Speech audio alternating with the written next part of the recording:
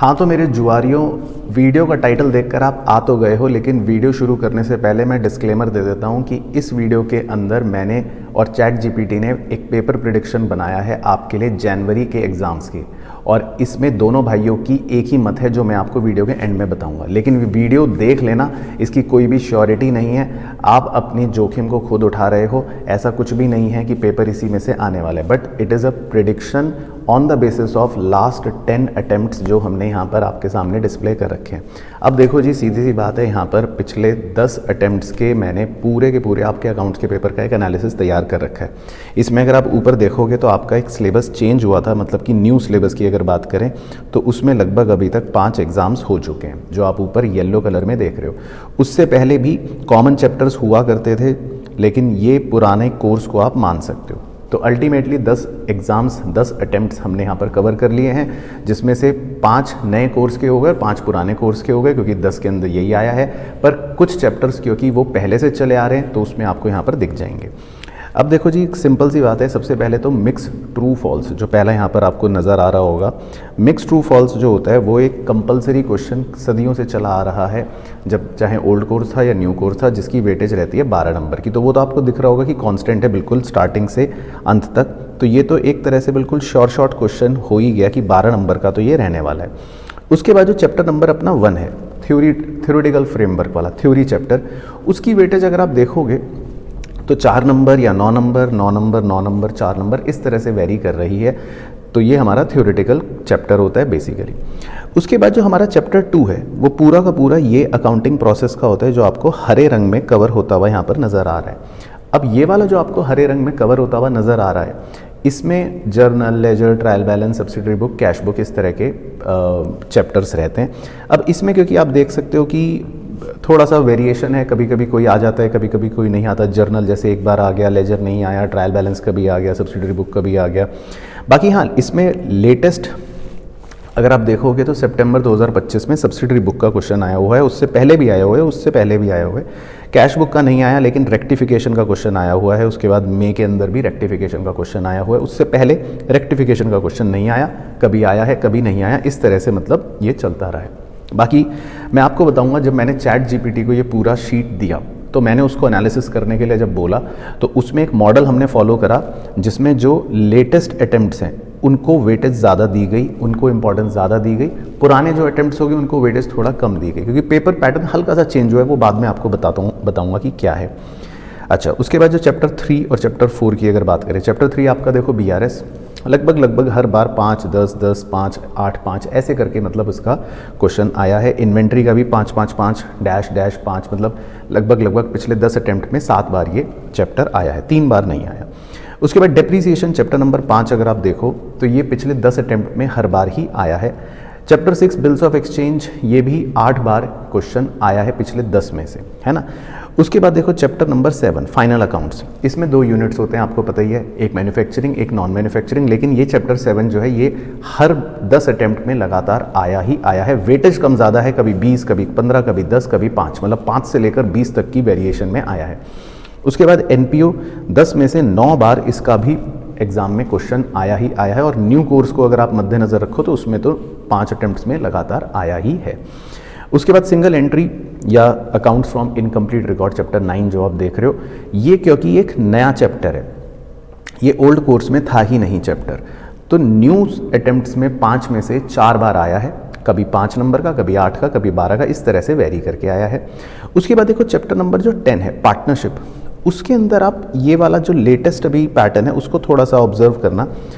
Old में भी आया है, लेकिन न्यू में थोड़ा सा ऑब्जर्व करना कि लगभग ये 20 नंबर का हर बार आ ही रहा है, ऑलमोस्ट, है ना। और इसमें 2 क्वेश्चन होते हैं, एक 8 नंबर का, एक 12 नंबर का। तो पार्टनरशिप से जनरली 2 क्वेश्चन देते हैं, तो ये एक पैटर्न लगभग फिक्स रहता है। उसके बाद जो चैप्टर नंबर 11 है, उसमें भी वैसे तो बहुत सारे यूनिट्स हैं, लेकिन आपको बता देता हूँ जानकारी के लिए। चैप्टर नंबर 11 में जो इशू ऑफ शेयर और डिवेंचर है, जो फर्स्ट पोर्शन आप देख रहे हो, ये आपका पहले से चला आ रहा है। ये ओल्ड में भी था, न्यू में भी है, लेकिन ये आप देखो लगभग हर अटेम्प्ट में कंपलसरी आ ही रहा है हर बार। तो ये भी एक तरह से मतलब 10 अटेम्प्ट्स में लगातार आया है, और वेटेज भी इसकी 15 नंबर लगभग रही है, 10 या 20 कभी कभी वेरी करी है। उसके बाद ये दोनों नए चैप्टर्स थे जो आपको रिडम्पशन वाले पोर्शन के दिख रहे हैं। अब रिडम्पशन पोर्शन जो है वो नए कोर्स में ही इंट्रोड्यूस करा गया था, क्योंकि पहले बच्चे को ना रिडम्पशन करना नहीं सिखाते थे। पहले कहते थे बस इशू कर लो वही बहुत है, रिडम्पशन नहीं सिखाते थे। अब ये रिडम्पशन जो है ये ओल्ड कोर्स में तो था ही नहीं, तो इसलिए नॉट एप्लीकेबल। लेकिन आप 5 अटेम्प्ट्स में देखो रिडम्पशन का क्वेश्चन आया ही आया है। अब कभी प्रेफरेंस शेयर्स को रिडीम करवा लेते हैं, कभी डिबेंचर्स को रिडीम करवा लेते हैं। तो 5 में से 4 अटेम्प्ट्स में मतलब रिडम्पशन आया है।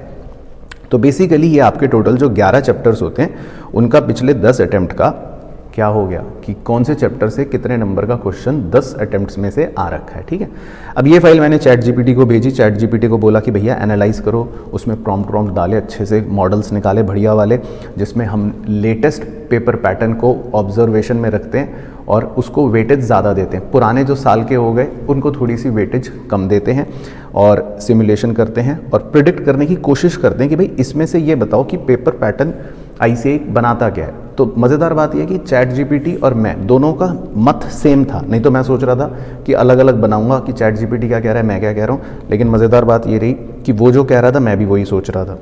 तो पहले आपको बता देता हूँ कि पेपर का जो पैटर्न होता है वो होता क्या है मोटा मोटी। देखो 3 कैटेगरीज होती हैं। पहला तो हो गया हाई सर्टेनिटी। हाई सर्टेनिटी बोले तो मतलब जो क्वेश्चंस ऑलमोस्ट ऐसे हैं जो हर बार आ ही रहे हैं इन 10 अटेम्प्ट्स के बेसिस पर, है ना। अब देखो जैसे ट्रू फॉल्स हो गया, वो 12 नंबर का, वो तो शॉर्ट क्वेश्चन हो ही रहा है, हर बार आ रहा है। चैप्टर 1 का थ्योरी क्वेश्चन हो रहा है ना, 4 नंबर का, वो हर बार आ ही रहा है। इसके अलावा BRS का क्वेश्चन भी हर बार आ रहा है, डेप्रीसिएशन भी हर बार आ रहा है, फाइनल अकाउंट्स भी हर बार आ रहा है, इशू ऑफ शेयर्स भी हर बार आ रहा है, यहाँ लिखा हुआ है, और NPO जो है वो भी ऑलमोस्ट हर बार आ रहा है। देखो अब दिख रहा है, ठीक है ना। तो ये वो हाई सर्टेनिटी वाले चैप्टर्स हो गए, आप नोट कर सकते हो या मैं आपको ये फाइल टेलीग्राम चैनल पर शेयर कर दूंगा। तो ये वो चैप्टर्स हो गए जो बेसिकली हर बार आ रहे हैं। तो ये तो हो गए हाई सर्टेनिटी। तो ICAI का पेपर आप पिछले 10 अटेम्प्ट 20 अटेम्प्ट का उठाओ, कुछ चैप्टर्स तो शॉर्ट है जो लगभग आते ही आते हैं ना, उसमें से तो क्वेश्चन पूछेगा ही पूछेगा ऑलमोस्ट, है ना। दूसरी कैटेगरी होती है रोटेशनल वेरिएशन वाली।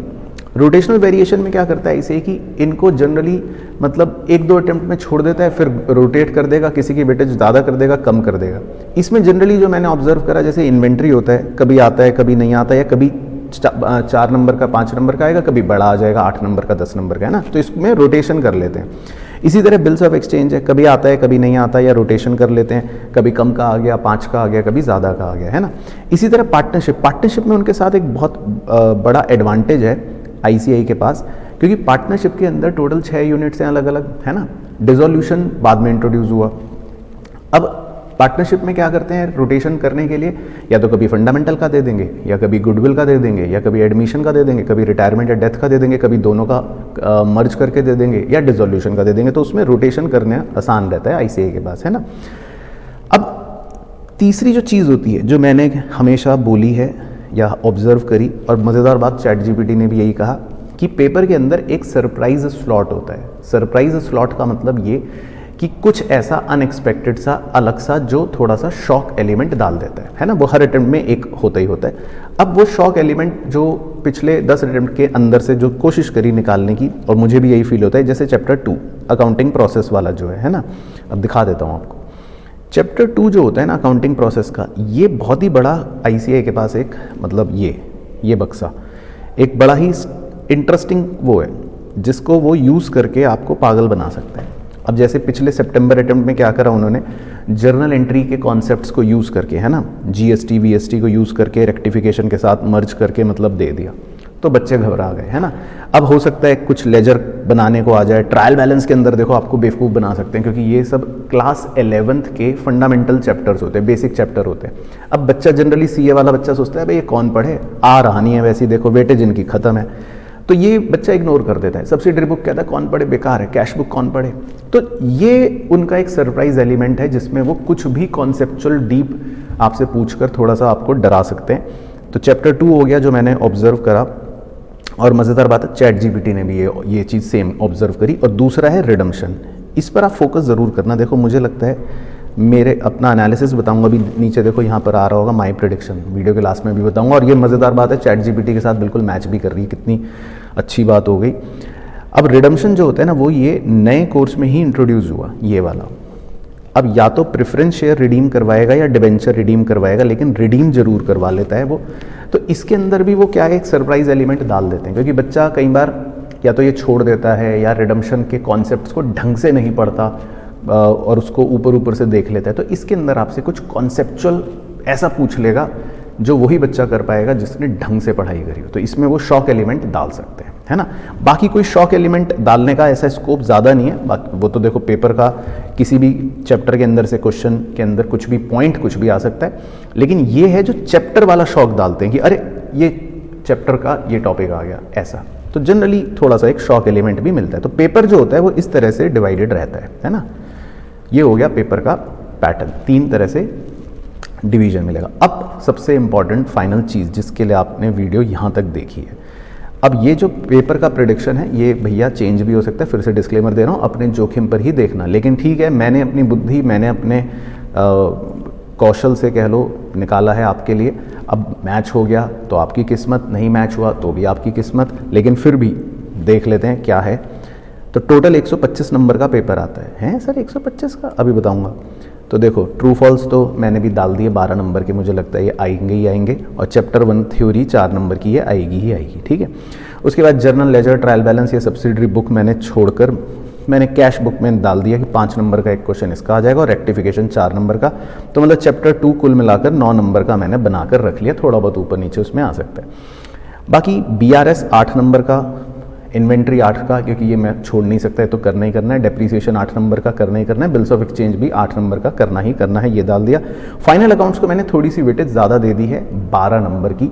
उसके बाद NPO का भी क्वेश्चन क्योंकि आ ही रहा है तो ये भी 8 नंबर का रख लिया। सिंगल एंट्री भी मैंने 8 नंबर का रख लिया क्योंकि इसका भी क्वेश्चन आ ही रहा है। हो सकता है सिंगल एंट्री की वेटेज थोड़ी ज़्यादा आ जाए इस बार, मुझे लग रहा है, लेकिन फिर भी मैंने कंजर्वेटिव 8 नंबर का ही डाल दिया। बाकी पार्टनरशिप के अंदर देखो टोटल 20 नंबर की वेटेज रखी है। 12 नंबर तो यूनिट 1 से लेके यूनिट 5 के बीच में, जो रोटेशनल वाला था ना कि भाई कुछ भी इसमें रोटेट कर सकता है। और एक 8 नंबर का क्वेश्चन मैंने डिसोल्यूशन का भी डाल दिया क्योंकि इसमें उनके पास स्कोप है किसी भी तरह का क्वेश्चन पूछने का। तो ये मैंने थोड़ा सा इसको 12 और 8 2 बाइफर्केशन दे दी। बाकी इशू ऑफ शेयर का एक क्वेश्चन है या डिबेंचर का इशू करवाएंगे 15 नंबर का, वो मैंने डाल दिया। और रिडम्पशन के अंदर मैंने इस बार डिबेंचर को डाल दिया, 5 नंबर का रिडम्पशन का पोर्शन पूछ सकते हैं। तो ये टोटल 125 नंबर का पेपर आता है। अब आप में से हो सकता है कुछ बच्चे भोले मासूम जिनको ये ना पता हो कि 125 नंबर कैसे। तो देखो मैंने जो लेटेस्ट पेपर हुआ उसको बेस बनाया क्योंकि लेटेस्ट के हिसाब से मुझे लगता है कि इस बार भी पेपर रहने वाला है।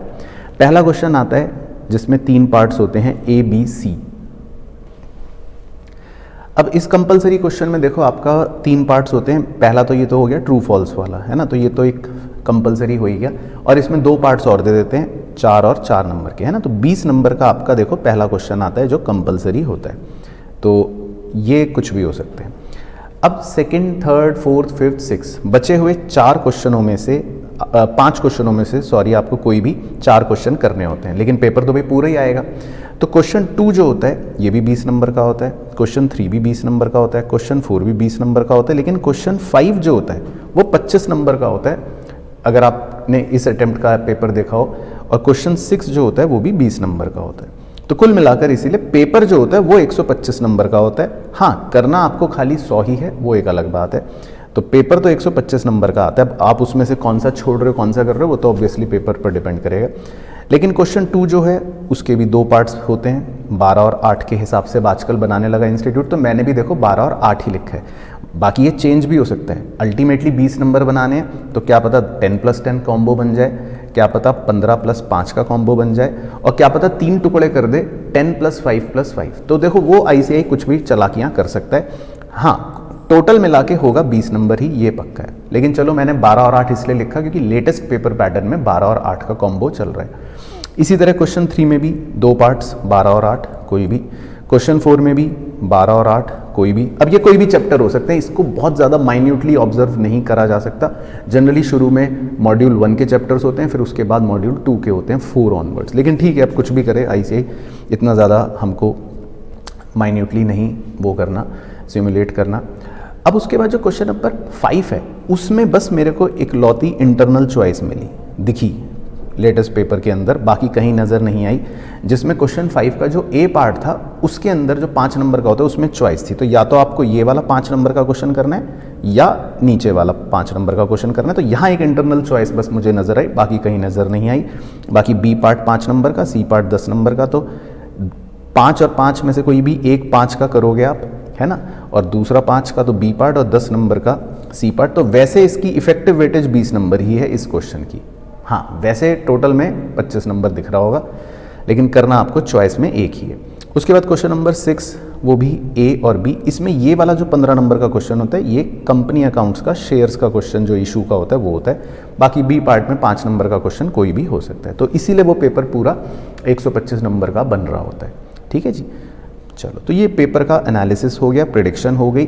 अब इसी में से आप अपने हिसाब से अगर आपको लगता है ABC एनालिसिस कर सकते हो, तो ट्रू फॉल्स को फोकस करो। सबसे इंपॉर्टेंट देखो, येलो कलर कर देता हूँ, 12 नंबर के ये आएंगे ही आएंगे, तो हर चैप्टर के जो ट्रू फॉल्स होते हैं ICAI की बुक के पीछे के, वो अच्छे से कर जाओ। कम से कम आपके उसमें से 4 से 5 ट्रू फॉल्स तो सेम फंस जाएंगे एज इट इज़। उसके बाद देखो जो शॉर्ट चैप्टर्स हो गए, वो आपका ये वाला हो गया कंपनी अकाउंट्स में इशू ऑफ शेयर या डिबेंचर, है ना, 15 नंबर ये भी आ ही रहा है, इसको अच्छे से सबसे पहले निपटा लो। रिडम्पशन एक कर सकते हो, इसको इग्नोर मत करना। बाकी उसके बाद देखो पार्टनरशिप है, ये भी इंपॉर्टेंट है क्योंकि इसमें कोई भी रोटेशन में क्वेश्चन पूछ लेता है। देन उसके बाद आप देख ही रहे हो हर चैप्टर की वेटेज यहाँ पर 3, 4, 5, 6, 7, 8, 9 है ना। अब ये सारे के सारे ऐसे हैं जो आ ही रहे हैं हर बार, तो छोड़ना कोई भी रिस्की है। अब इसमें बस आप अपने हिसाब से स्वाद अनुसार जो होता है, जैसे नमक डालते हैं, वैसे ही अपनी तैयारी के हिसाब से, अपने हिसाब से कि भाई जो चैप्टर आपको स्ट्रॉन्ग करना है उनको अपने अच्छे स्ट्रॉन्ग कर लो, उनके अच्छे से सारे कॉन्सेप्ट्स देख लो, रिवाइज कर लो।